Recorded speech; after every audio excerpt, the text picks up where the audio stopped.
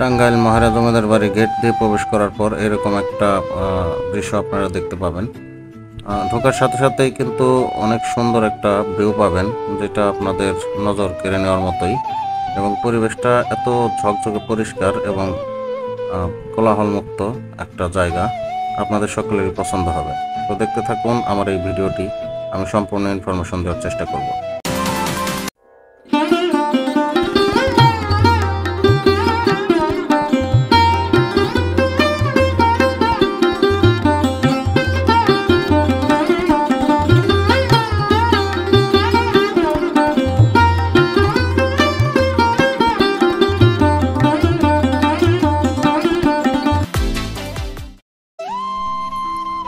Welcome back to another blog. আমি মানিকগঞ্জ থেকে প্রতিবারের মতোই রওনা হলাম, আর আমার এবারের গন্তব্য হচ্ছে টাঙ্গাইল মহারাজ জমিদার বাড়ি।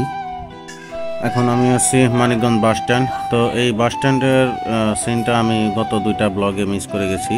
তো ইনশাল্লাহ এইবার আর আমি মিস করি নাই, কারণ অনেকে কমেন্টস করছেন যে আপনি মানিকগঞ্জ থেকে বের হন, তো মানিকগঞ্জ বাস স্ট্যান্ডটা কেন দেখান না। তো আজকে দেখিয়ে দিলাম।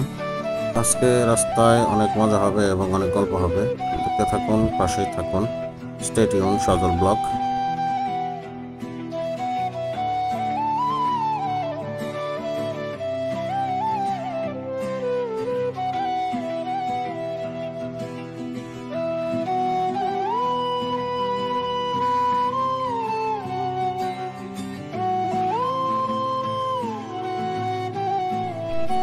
দর্শকবৃন্দ, এখন আমি ধলেশ্বরী ব্রিজের উপর দিয়ে যাচ্ছি, কারণ মানিকগঞ্জ টু গোলরা ওই রোড দিয়ে আমি যাব। আজকে হচ্ছে মানিকগঞ্জ থেকে সাটুরিয়া, তারপর টাঙ্গাইল, মির্জাপুর, মহেরা জমিদার বাড়ি বা পুলিশ ট্রেনিং সেন্টার।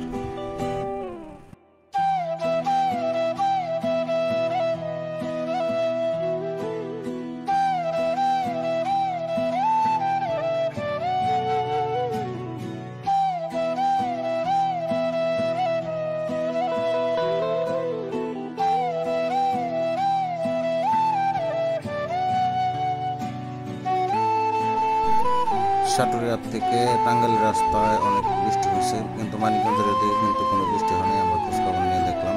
তো বৃষ্টির কারণে ক্যামেরাটা অফ করতে হয়েছিল, আবার ক্যামেরা অন করলাম। তো দেখতে থাকুন, আশা করি ভালোই লাগবে বৃষ্টি ভেজা রাস্তা।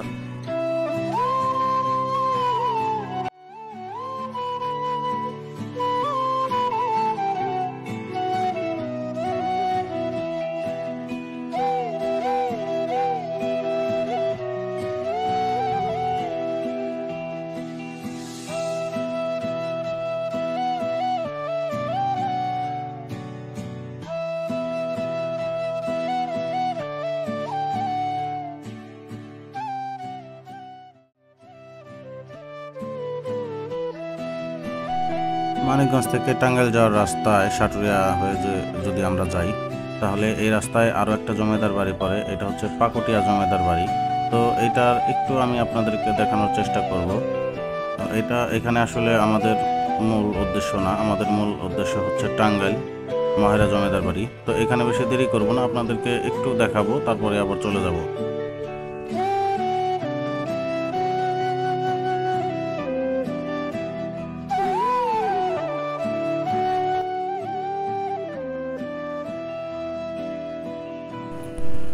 জমিদার বাড়ি মাঠে ওঠার পর মনে হলো যেন অন্য একটা জায়গায় আমি এসে পড়ছি।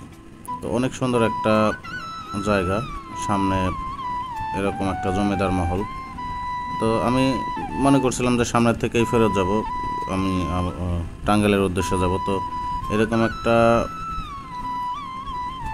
ভিউ দেখার পর ভিতরে না ঢুকে থাকতে পারলাম না। তো আমরা একটু দাঁড়ানোর পর আবার রওনা হব।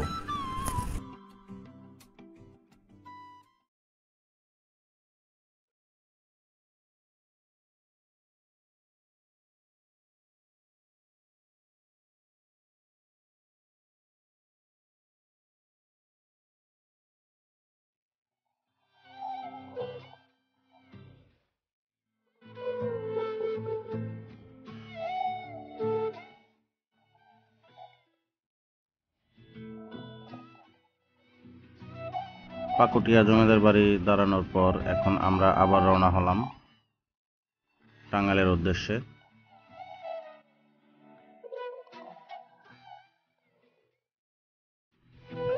দর্শকবৃন্দ, আমরা কিন্তু টাঙ্গাইল জমিদার বাড়ি পৌঁছে গেছি, মহেরা জমিদার বাড়ি। এই জমিদার বাড়িকে ঘিরে অনেক ইতিহাস আছে, আমি আপনাদের মাঝে একে একে শেয়ার করব। আর এই জমিদার বাড়ির পিছনে একটা শিশু পার্ক, চিড়িয়াখানা এবং রানী পুকুর আছে, যে পুকুর নিয়েও অনেক কাহিনী আছে। এগুলো আমি আপনাদের মাঝে শেয়ার করার চেষ্টা করব আমি যতদূর জানি। মহেরা জমিদার বাড়ির পিছনে এই যে সুন্দর একটা পুকুর, এই পুকুরে হাঁস আছে এবং মাছ আছে। মাছ কিন্তু কালারিং মাছ, অনেক সুন্দর মাছ, আপনারা দেখতে পাচ্ছেন হয়তো। আর নানান রকমের ফুলের গাছ এবং ফলের গাছ লাগানো আছে। পেছনে চিড়িয়াখানা এবং শিশু পার্ক, শিশু সহ যাদের বাচ্চা কাচ্চা আছে তারা কিন্তু আসে মাঝে মধ্যে। তো আজকে যেহেতু প্রচণ্ড বৃষ্টি হয়েছে, যার কারণে কিছু কিছু রাইডগুলা বন্ধ আছে আর অল্প কিছু চালু আছে, ওগুলো আমি আপনাদেরকে দেখানোর চেষ্টা করব। যেমন এই যে নৌকাটা আজকে বন্ধ আছে বৃষ্টি হওয়ার কারণে। ট্রেন গাড়ি কিন্তু আজকে চালু আছে, অল্প কিছু লোকজন আসছে বিদায় এটা একটু আগে চালু হয়েছে। আমি প্রথমে এখানে আসছিলাম তখন বন্ধ ছিল, কিন্তু এখন আবার চালু করছে। তো আস্তে আস্তে চালু হয়ে যাবে। আর যদি সবগুলো রাইড চালু হয় আমি আপনাদেরকে দেখানোর চেষ্টা করব। তো আমি এইগুলা এই কারণে দেখাচ্ছি যে আসলে টাঙ্গাইল মহেরা জমিদার বাড়ি যদি আসেন, আমার মনে হয় না লস হবে। আসলে মানিকগঞ্জ থেকে যদিও খুব একটা দূরে না, আবার কাছেও না, যার কারণে আসলে হুটহাট করে আসা যায় না। আসলে একটু সময় নিয়ে আসবেন, আশা করি সকলেরই ভালো লাগবে। তো আমার এই ছোট্ট ভিডিওটি যদি আপনাদের একটু ভালো লেগে থাকে অবশ্যই একটা সাবস্ক্রাইব করে দেবেন, এবং কিছু ইনফরমেশন আমি আপনাদের মাঝে শেয়ার করব এই ভিডিওর মাধ্যমে। এটা হচ্ছে বাস্তব এবং সত্য ইনফরমেশন, যেগুলো আমি নেট ঘাটাঘাটি করে জানতে পেরেছি।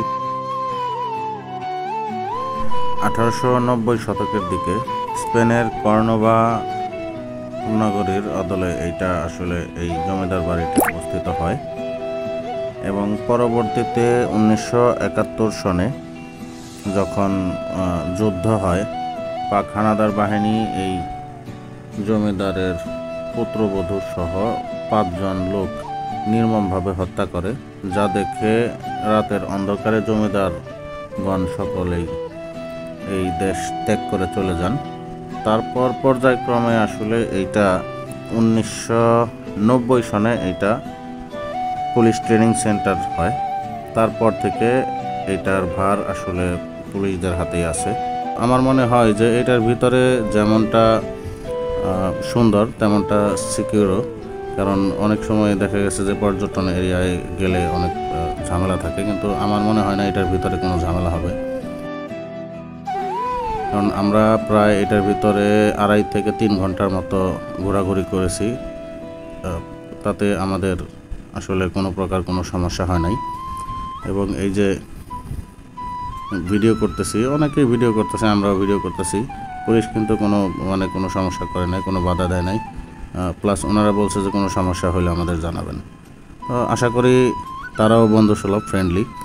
তার মানে একটা কথাই আমি বলতে চাইতেছি যে আসলে মহেরা জমিদার বাড়ি আসলে ভালোই লাগবে আপনাদের। তো জমিদার বাড়ির পাশেই পুলিশ ট্রেনিং সেন্টার, এবং জমিদার বাড়ি আর পুলিশ ট্রেনিং সেন্টারের মাঝামাঝি একটা সুন্দর ফুলের বাগান এবং কিছু ফলের গাছও লাগানো আছে। তো এক নজরে চলুন দেখে আসি ওই বাগানটা কেমন। আমার কাছে কিন্তু ভালোই লেগেছে, কারণ হচ্ছে এই জঙ্গলের ভিতরে কিন্তু বাঘ আছে, হরিণও আছে। এখন এটা কিন্তু আসলে সত্যি বাঘ এবং সত্যি হরিণ না, এটা হচ্ছে বাঘের মূর্তি এবং হরিণের মূর্তি সুন্দর রং করে দাঁড় করে রেখেছে, এবং ফুল আপনারা ভিডিওতে দেখতেই পাচ্ছেন। মারাত্মক সুন্দর একটা এরিয়া, এবং তার পাশে একটা জমিদার মহল, একেবারে নজর কাড়ার মতো অনেক সুন্দর একটা জায়গা। তো সবাই জমিদার বাড়ি দেখার আগে কিন্তু এই জায়গাটায় আসলে আসে সবাই। আমরা একটু পরে আসলাম, কারণ আমি এবার প্রথম আসলাম, আমি এত কিছু জানতাম না। সবাই বললো যে ওই পাশে ফুলের বাগান আছে, যার কারণে আসলাম। এখন কত বড় বড় হরিণ, আর গেটের উপরে একটা সিংহ। আমি একটা বিষয় বুঝতে পারলাম না যে প্রত্যেকটা জমিদার বাড়ির গেটের উপরে একটা করে সিংহ বসানো আছে। সিংহের সাথে জমিদারের কোনো সম্পর্ক আছে? যাই হোক, এটা অন্য কোনো সময় হয়তো আপনাদের মাঝে শেয়ার করব আমি যদি জানতে পারি। এই হচ্ছে জমিদার বাড়ির ঢোকার প্রথম গেটটা। আমরা এই গেট দিয়ে ঢুকি নাই, সামনের একদম মাঝখানের গেট দিয়ে ঢুকছিলাম। ওই যে লোকজন দেখা যাইতেছে ওইখান দিয়ে। জমিদার বাড়িটা এমনভাবে পরে সাজানো হয়েছে, চারিদিকে ফুলের গাছ, ফলের গাছ, আর এই যে হচ্ছে একটা পুকুর। এটা জমিদার বাড়ির সামনের পুকুর। আর আমি আগে যেটা দেখালাম ওটা হচ্ছে জমিদার বাড়ির পিছনে, ভিতরে, বাউন্ডারির ভিতরের পুকুর। আর ওই যে সামনে দেখা যাইতেছে ওই পাশে হচ্ছে পুলিশ ট্রেনিং সেন্টার। আশা করি আমার এই ইনফরমেশনগুলো আপনাদের ভালো লেগেছে। পাশাপাশি আমার ভিডিওটি যদি ভালো লেগে থাকে অবশ্যই একটা সাবস্ক্রাইব করে দেবেন। ধন্যবাদ সবাইকে।